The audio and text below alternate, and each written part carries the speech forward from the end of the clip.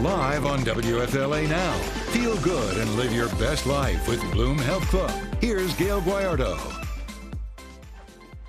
If an American needs to be saved anywhere around the world, we've got a guy. He's right here in studio with us. I'd like to introduce our Bloom Health Club listeners and viewers to the founder and CEO of Project DYNAMO, a multiple tour combat veteran of the United States Army and Navy with more than 25 years of military experience.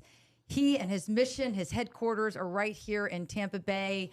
Bryan Stern, what a pleasure it is to have you on Bloom. Thank you so much for joining us. Thanks for having me. I appreciate it. So let's talk a little bit about you and your mission. Tell me about Project DYNAMO. How did it get started? Project DYNAMO is a donor-funded, veteran-led international rescue organization. We're a 501c3. ProjectDynamo.org is our website. We're entirely donor-funded. And the best way to think about us is we go to crazy places and rescue Americans and our friends where the government is not. The best way to think about it.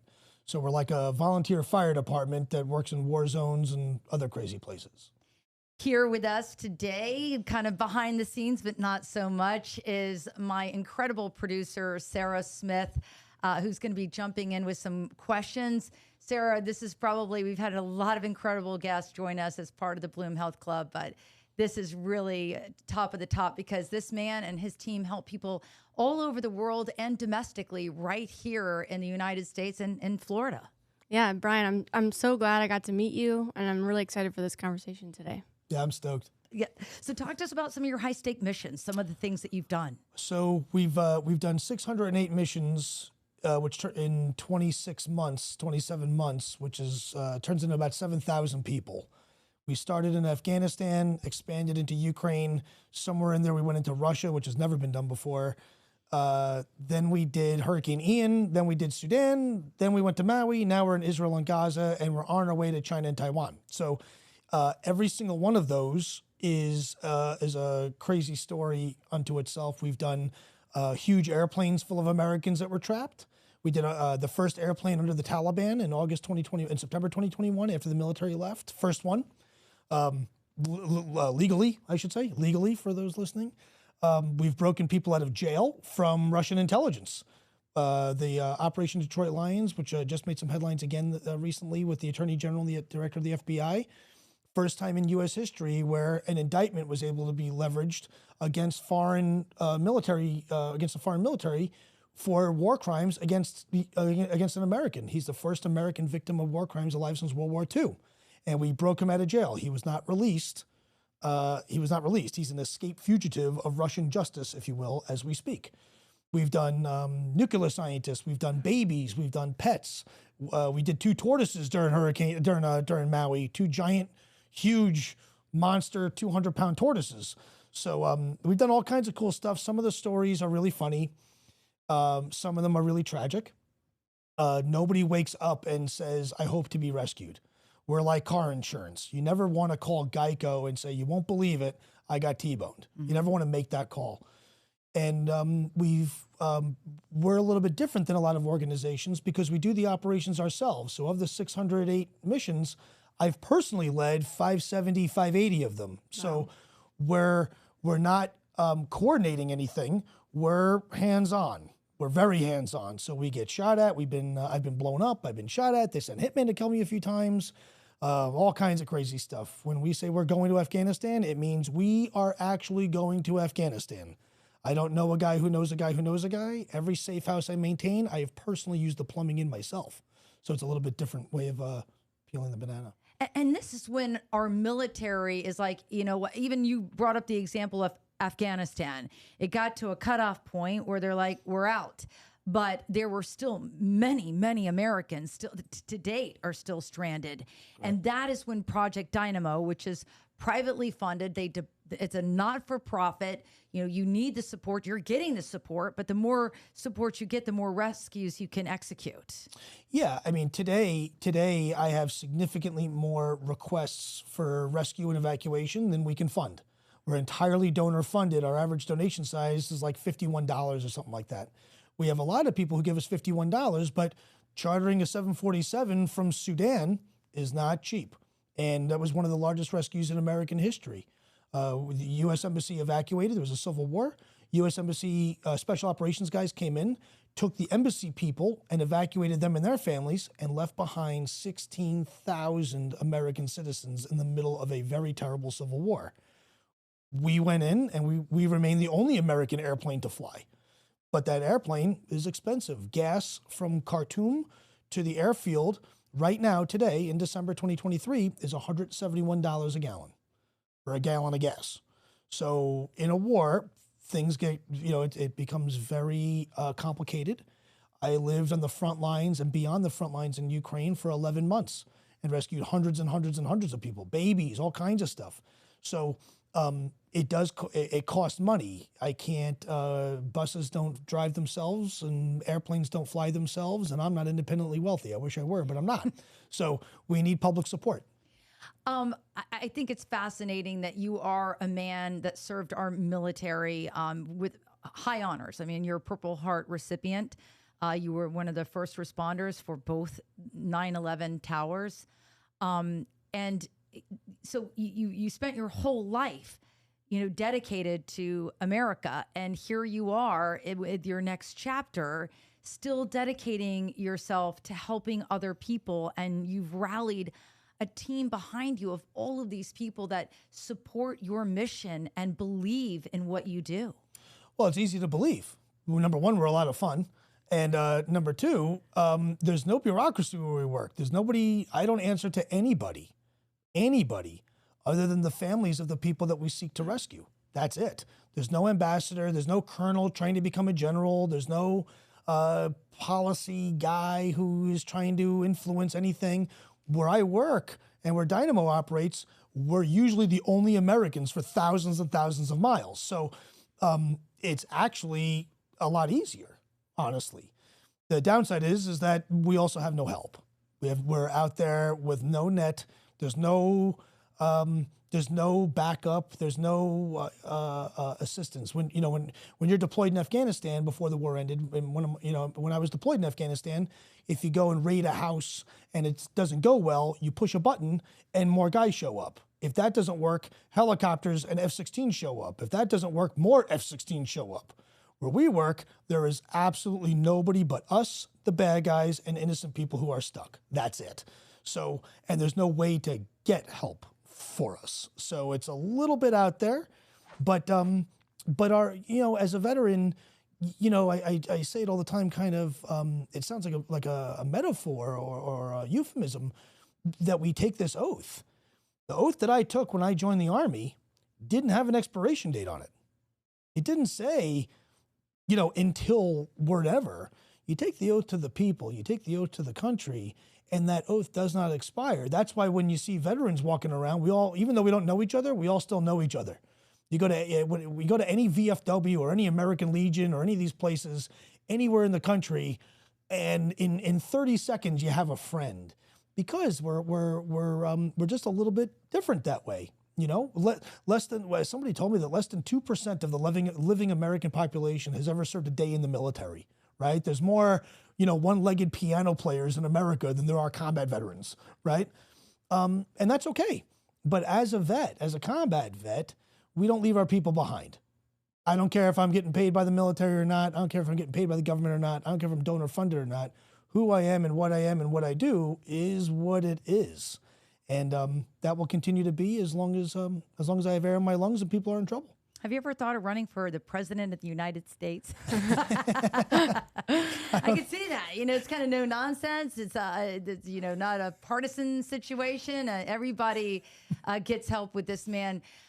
Sarah and I both have military in our family. Mm-hmm. I know that you're very passionate about this conversation as well. So, Sarah, hit us with some questions. I want to kind of get behind the psychology of what you do and the fear that you may feel when you walk into one of these missions. Maybe you don't know what to expect.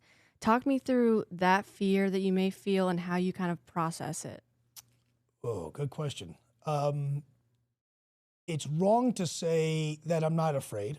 That's incorrect. That's patently false. It's actually quite the opposite. I'm pretty much afraid of everything. A Greek philosopher said that paranoia never killed anybody, but carelessness has sent many people to die. So when in the field, it's a constant state of paranoia. It's wrong to say fear, but fear is part of it. My biggest fear is having to answer to a family that I let down, which so far we haven't had. Kirill Alexandrov, Operation Detroit Lions. If you Google Project DYNAMO and Detroit Lions, you can read all about it. By far, one of the greatest American successes in American intelligence, in American history. Never before has an American been beaten, tortured, arrested falsely, tortured almost to death, brutalized in every way you can imagine, ways that we don't talk about, and taken from Russian intelligence, the most sophisticated and sinister intelligence service on earth, right? And we pulled that off. Yeah. 37 days, his mother sat in Poland waiting for him. They're from Detroit, Michigan. She flew to Poland and sat there and waited every single day as a mother for 37 days, knowing that her son was being beaten and tortured to death. Wow. I had to talk to her every single day. And I was never more than 30, 40 minutes away from him. And every day it was, we're close, we're close, we're close. But the biggest fear that I had in that operation, I knew that they weren't going to kill him, although I was wrong about that. They were going to kill him, my mistake. But I didn't think they were going to kill him. My biggest fear was having to tell a mother, I tried and I failed. Yeah. Being afraid of a mommy, an angry mommy looking at her only son who has asked the government for help. They said no. The government is who told her to call us. So they came to her house and said, we wish we could, let us know when he's free, right? Wow. As an American mother with an American son who did absolutely nothing wrong. His crime was that he had an American passport. That's his crime. Falsely charged with 11 counts of espionage. If he would have gone to Moscow, at best, life in prison. At worst, executed, who knows what. And it was all fake. The idea of having to tell a family, I tried and I couldn't do it, is the thing that keeps me up at night. And that's where we are with funding, is right now, we have lots of people asking us for help, and I can't afford it. So it's heartbreaking to go to families and say, I'm pretty sure I could do it. I'm pretty sure. You don't have any money, neither do I. And I can't afford it. I wish I could. I'm really sorry. And you can't go fundraise for your super secret ninja operation that no one's supposed to know about before it happens. That doesn't work. So it's very, very, that's where the funding stuff, it's very painful as a nonprofit to be able to, I had this conversation this morning with a family, one of the hostages in Gaza, and my answer was, our donation stream is trickled to nothing. Our monthly donors are right around $4,000 a month, which means I don't make payroll, and I really want to help. $4,000 a month doesn't pay for plane tickets to get to where I need to go. So that's the part that's really heartbreaking. When you say fear, my greatest fear has been realized, that I can't afford the operations that I need to do. I want to talk about that a little bit more extensively, because I think it's important for our viewers and our listeners to know that there are a lot of powerful people that believe in this man and that believe in his mission. And, he's got tremendous support. He's gotten tremendous news coverage here in the Tampa Bay area and beyond. I mean, he's been on all the network outlets. I mean, people want to hear about what Bryan is doing and about Project DYNAMO. But the problem is that these missions are extremely expensive. So it's not like he's not getting an influx of money because people don't back what he does, because we all do. I mean, it's why we have him on the Bloom Health Club. It's why we had him on our global health and wellness show, Bloom, headquartered here in Tampa, Florida. It's just different. It's a whole different stratosphere from other non-for-profits, which are all very important. But this one, to your point, when you're talking about gassing up, a plane to fly halfway around the world, that costs a lot of money. Mm-hmm.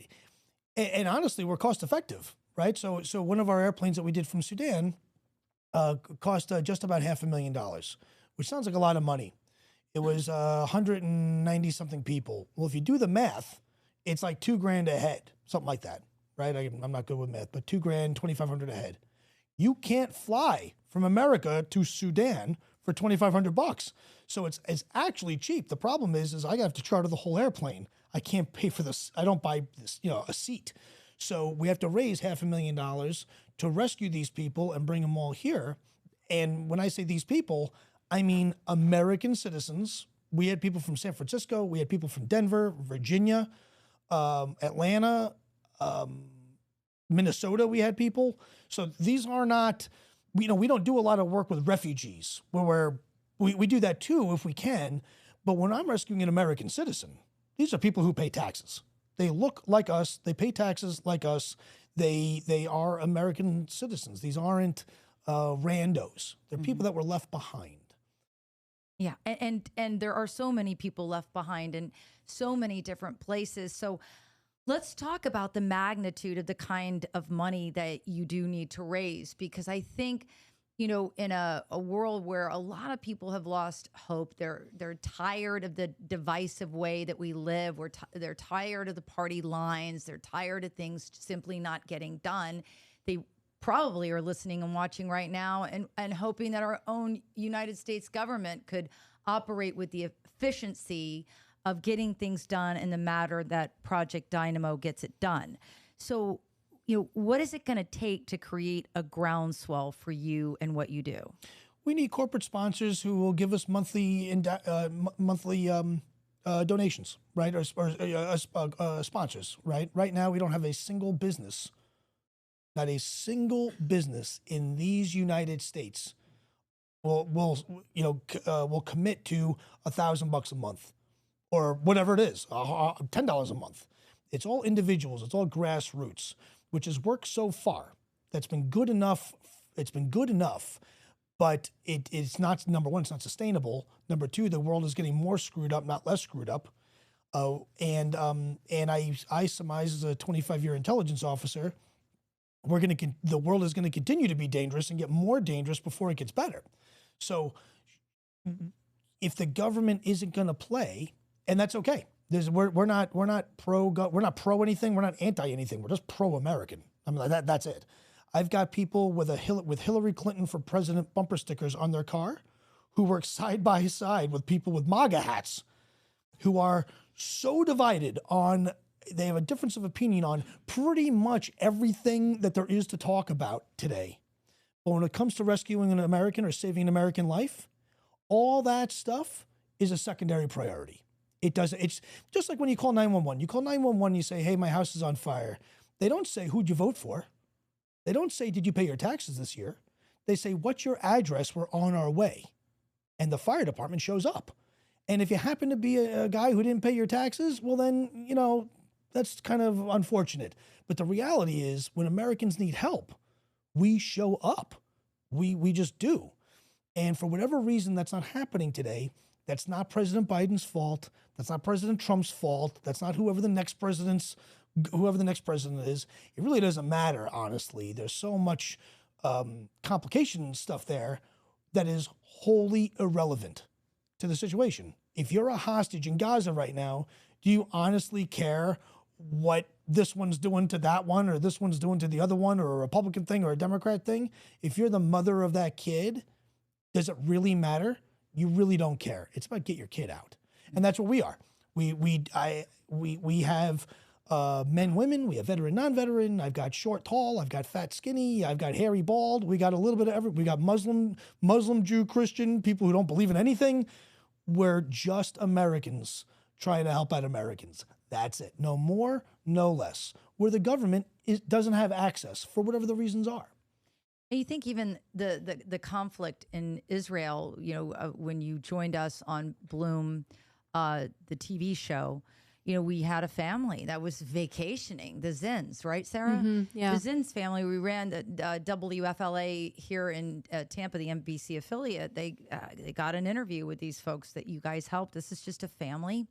They're on vacation, and next thing you know, sirens, and they're huddled up in a stairwell wondering, what's going on. And you went in along with the Zin family and saved so many others along the way. But I think that's the important message. In the world that we live in, you never know when you're going to be the American who's stuck, who's stranded, and who's left behind? I'll tell you two quick things. One, we had a hostage situation. The mother of the person being held knew about us because she had donated to us for Afghanistan. Right? When we looked her up in our database, we already had an entry. We couldn't understand why. Because she had given $15. She saw me on a news station and gave me money for Afghanistan. And her words were, I never thought I'd be calling you. Wow. Crazy. I'll go you another one. We had a gala here in Tampa, November 2nd. We started planning for it in August. And part of our silent auction thing, we're giving away, free trip. You bid on a trip to Tuscany or to wherever else. We started planning in August. One of our trips that we were auctioning off was to Israel. Oh my gosh. Right? Right? So you can bid on a trip. Right? So I bought this thing, a trip to Israel, to auction off at our gala in September. The day before the gala, I was on my way back from overseas. In between there, we've been back and forth to Israel twice rescuing Americans. Shows you how very quickly things can go sideways. And whether or not the government should do this or shouldn't do that, for us, it doesn't really matter. If for whatever the reasons are, they're not going to, no problem. We love doing it, but we just need help doing it. Yeah. I think too that a lot of times, and people realize this, and again, this isn't pro, anti, this is not any kind of political statement, but the government wheel is so big that to get it to turn, it takes time, it takes politics, bureaucracy, red tape, all the things. And I think, if you look at it even from a smaller stance, like here in the Tampa Bay area, the way our charities operate, long are the days of government funding and I'm going to cut you a check. People and charities are having to learn to work together with the public, private, and, not-for-profit sectors to make things self-sustaining. And it seems like Project Dynamo is a huge example of how that could work on a global level of, the government can't do everything. We've already figured that out. So it's going to take leadership like yours and people that believe in your mission to get the job done. Yeah. Again, I worked for the government for 25 years. Right. I've worked in almost 70 countries. I've done all kinds of stuff, all kinds of crazy things. I mean, they've made movies about things that I've worked on, all kinds of stuff. But the reality is to get on a plane as a government guy and fly from Tampa to Washington, D.C. You got to fill out your form in triplicate, get it approved by somebody, make sure you did it right. And there's a particular system that you got to use to book the flight and do this whole thing to go from here to a meeting in Washington, D.C., right? Just to fly into Dulles, right? Domestically. Private sector, I go into my phone, I book my ticket on my American Airlines app, and I fly. I buy my tickets usually within the first few hours of when I'm flying because my schedule's so crazy. The speed at which we're able to do things is just faster. That doesn't make the government bad. It just makes them slow. And that's okay that they're slow. But, when seconds count, minutes are forever. Days are a lifetime, right? Days are like, we're talking about Israel and everyone's, oh my God, 71 days of this. Can you believe it? 71, 72 days. After 9/11, we went to war for 20 years. We didn't even have troops on the ground for the first 90 days in Afghanistan in a meaningful way.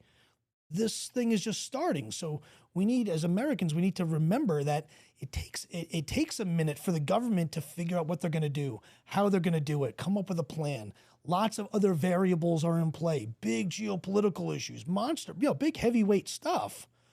For Dynamo, I have one mission and one mission only. Get to the people and get them out of wherever they're at to where they need to be. It's so easy. I don't have all these other things, which are very important. Very important. It's not a matter of that those other variables are not important. I just, for what I do, I don't need to care about them. If I'm an ambassador of a country, there's 100 things going on, including an American that happens to be held. There's all kinds of other issues. Dynamo does not have that problem. When I show up, I've got one job and one job only with one person to answer to, the mother of the kid that I'm breaking out of jail. That's it. And if I happen to, do it a little fast and loose, but I win, who cares? Plato said it doesn't matter how you get there as long as you get there. Right? My old boss, who's probably listening, who I was a problem child for him. He loves me and he hates me. His famous words to me were, Bryan, I want you to go here, do what you need to do. You can break a window, just don't burn the house down. I take that lesson to all these operations where we do some really crazy things that kind of defy a lot of logic. It's why we record everything we do, because some of these things are not really believable, but they're the God's honest truth and we can prove it. We do that because being able to show that 4 or 5 Americans who are brave and creative, persistent, we don't take no for an answer, can really, really, really do some amazing things if we're resourced appropriately. Really do some amazing things. I want to go back to where Sarah was heading earlier on in this conversation about the psychology behind this, because again, if you're just tapping into this conversation, you know, this is a man who was a Purple Heart recipient. This is a man who dedicated his life for more than a quarter of a century to our United States military. This is a man who was there when people were jumping out of buildings during 9/11 and rescuing people. This, for you, Bryan, doesn't sound like a job. It just sounds like a deep-rooted passion, something that's part of your DNA. I think that's true. And I think that's true for a lot of people. I think that's true for a lot of veterans. I think that's true for a lot of combat veterans. I think it's true for teachers. I think it's true for firemen. I think it's true for cops. You know, if you, I have a good friend of mine, his wife is a teacher. She was a teacher for like 30-something years, right?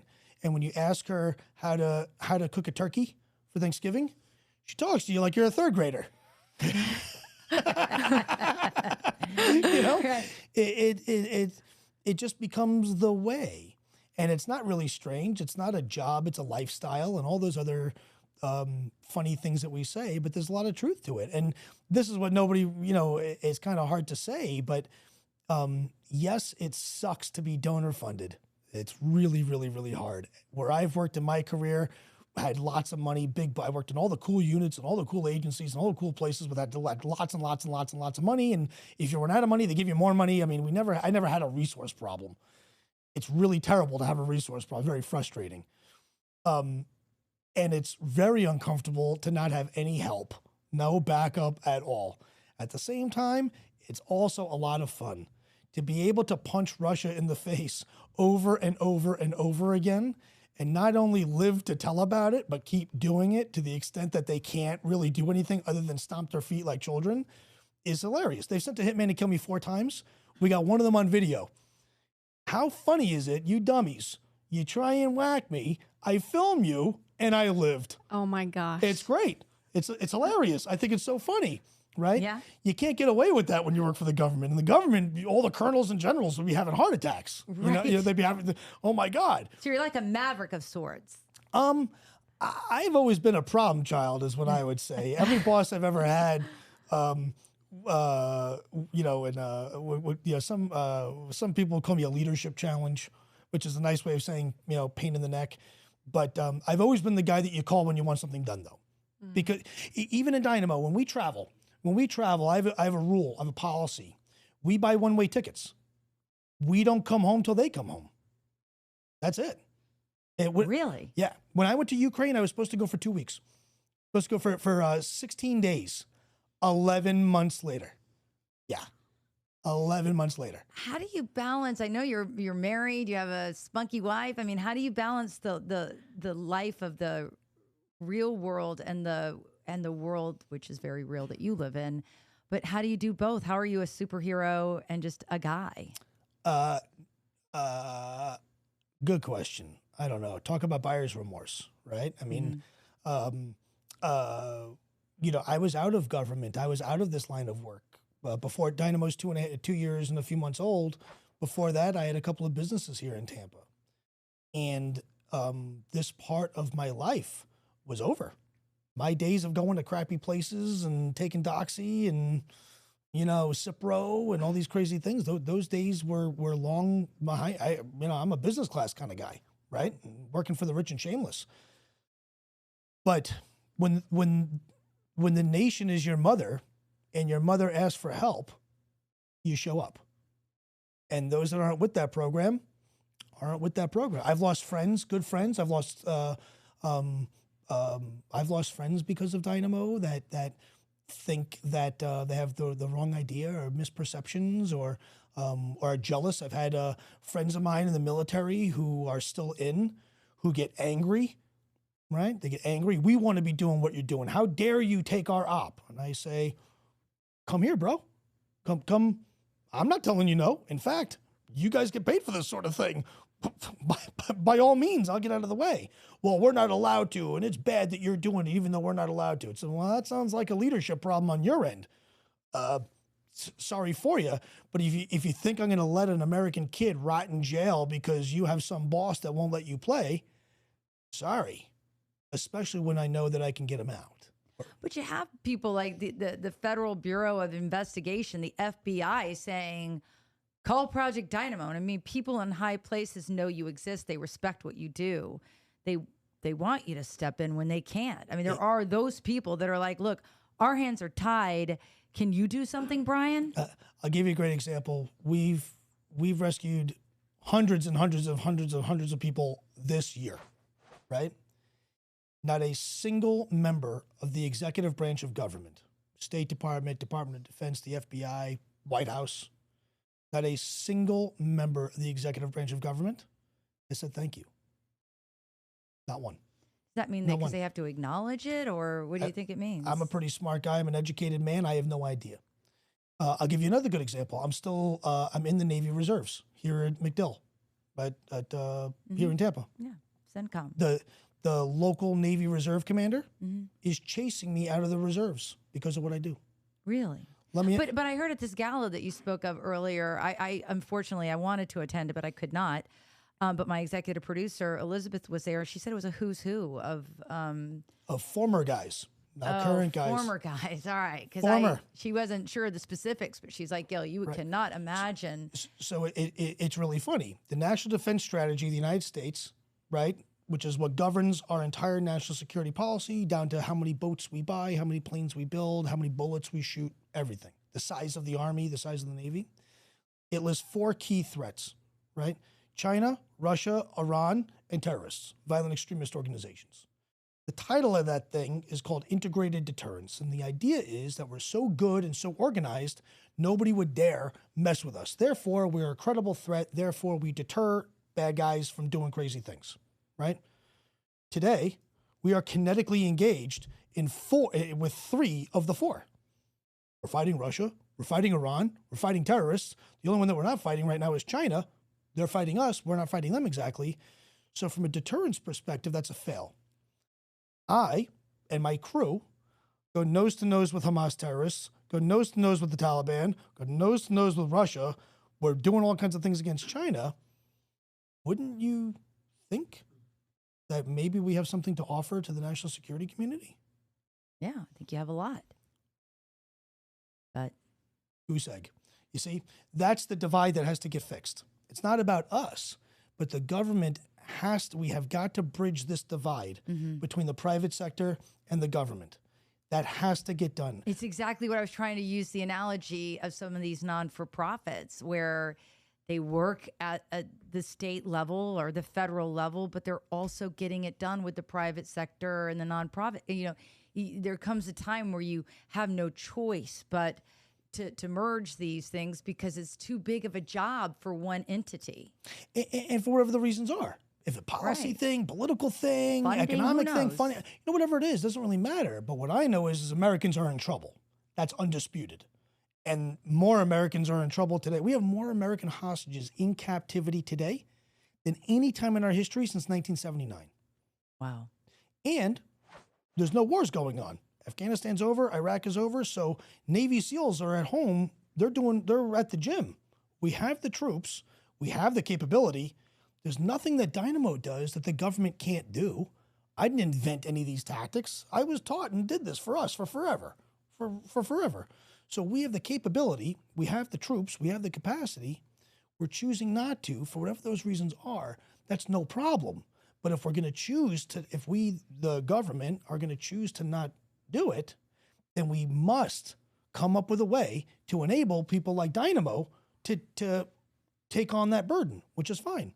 You know, the FBI has a thing called Rewards for Justice. you know, the $1 million bounty, the multi-million dollar bounty, right? So Osama bin Laden had $25 million on his head, and all these guys have, right?